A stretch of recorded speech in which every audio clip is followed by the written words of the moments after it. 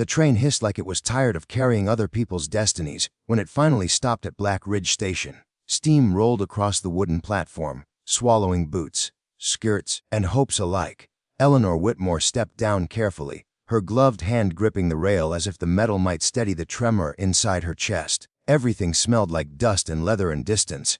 This was not Boston. This was not home. This was something else entirely. She had imagined this moment 100 different ways. In some versions, a tall, rugged man would remove his hat and smile gently. In others, he would be stern but kind. In none of her imaginings had there been a small boy staring at her from behind a hitching post, eyes sharp as flint. The cowboy stood several feet away, hat low over his brow. Tall, broad shoulders, weather-worn face. He looked like a man carved out of the same earth he worked. His name, according to the letters, was Caleb Turner.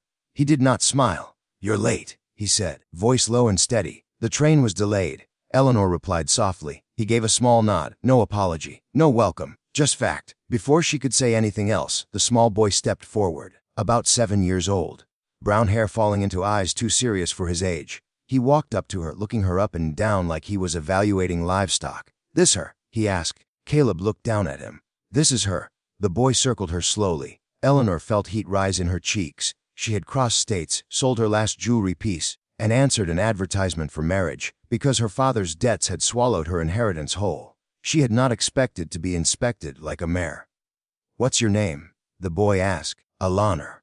He wrinkled his nose. "That's long." She hesitated, then offered gently, "You can call me Ellie." The boy considered this carefully. Then he nodded once as if approving. "I'm Samuel," he said.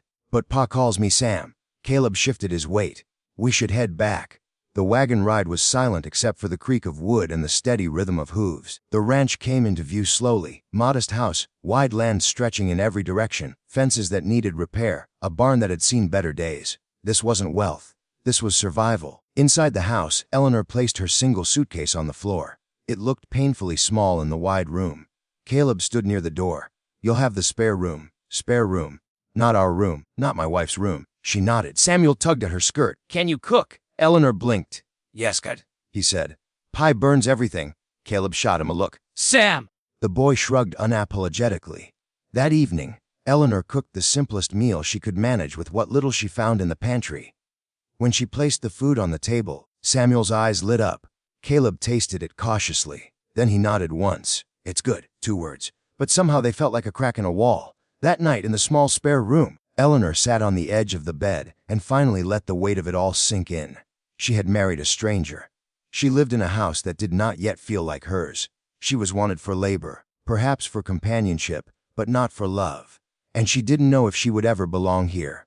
It happened on the 4th morning. Eleanor woke early and stepped outside to see the sunrise bleeding gold across the land. She found Samuel sitting on the fence, staring at nothing. "Can't sleep?" she asked gently.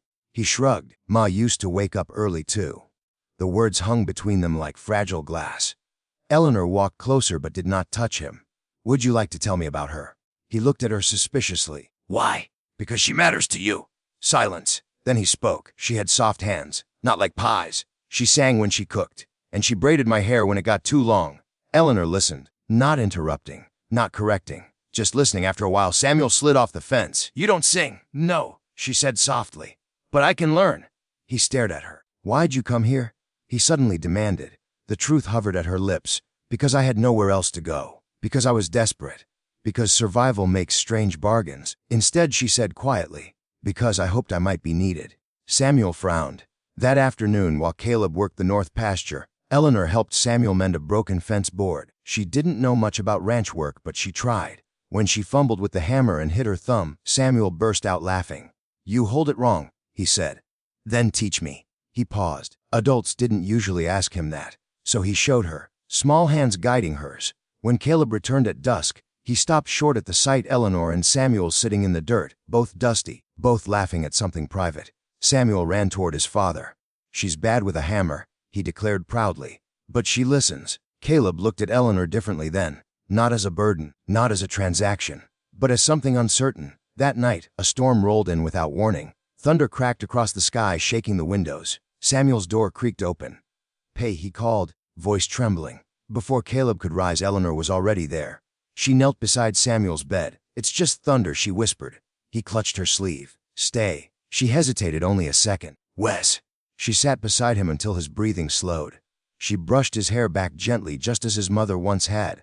From the doorway Caleb watched, and something inside him shifted. The next morning, Samuel announced it at breakfast. She can stay. Eleanor blinked. What? Samuel looked at his father. I choose her. Caleb's jaw tightened. Sam, I choose her, the boy repeated stubbornly. She listens, she doesn't yell, and she stayed. Eleanor felt her throat tighten.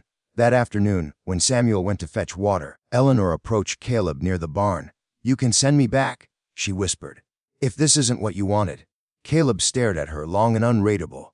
Before he could answer, Samuel's voice rang out from across the yard. My boy already chose you. Caleb's gaze didn't leave hers. That's not what I was going to say, he said quietly. She swallowed. Then what were you going to say? He stepped closer. I was going to say I didn't order a wife for my son. Her heart sank. I ordered one, he continued slowly, because I was drowning. The confession hit harder than rejection. I don't know how to do this, he admitted. I don't know how to be a husband again. Eleanor's voice trembled. Neither do I. Silence. Wind moved between them. Then Caleb spoke the words that changed everything. But my boy already chose you. And for the first time, it wasn't obligation in his tone. It was hope. Love didn't arrive like lightning. It came like sunrise, steady, unavoidable. Days turned into weeks. Eleanor learned the rhythm of the ranch. She burned fewer biscuits. She sang, softly at first, while washing dishes. Samuel started sleeping through storms. Caleb began removing his hat when he entered a room she was in. Small gestures. One evening, Samuel scraped his knee badly chasing a runaway calf. He tried not to cry. Eleanor cleaned the wound carefully. You're brave, she told him. He sniffed. Pi says that too. Then he's right. Samuel leaned into her without thinking. Later that night, Caleb found her alone on the porch. You didn't have to stay, he said. I know. You could still leave. She looked at the horizon. Do you want me to? He stepped closer. No. The word was firm. Honest. She turned to him fully now. I don't want to be sent back, she admitted. But I don't want to be tolerated either. You're not, he said quietly. You're needed. She searched his face. By Samuel. He shook his head slowly. By me. The space between them dissolved. It wasn't a dramatic kiss. It wasn't wild or desperate. It was careful, like two wounded people choosing to trust again. Months later, when neighbors finally visited out of curiosity, they saw something unexpected. Laughter in the Turner house. Warm bread on the table. A boy who ran freely between his father and the woman he now proudly called Mo. One night, long after Samuel had fallen asleep, Eleanor rested her head against Caleb's shoulder. You could have sent me back, she murmured. He tightened his arm around her. I could have, he agreed. Why didn't you? He kissed her hair. Because my boy chose you. Then softer. And so did I.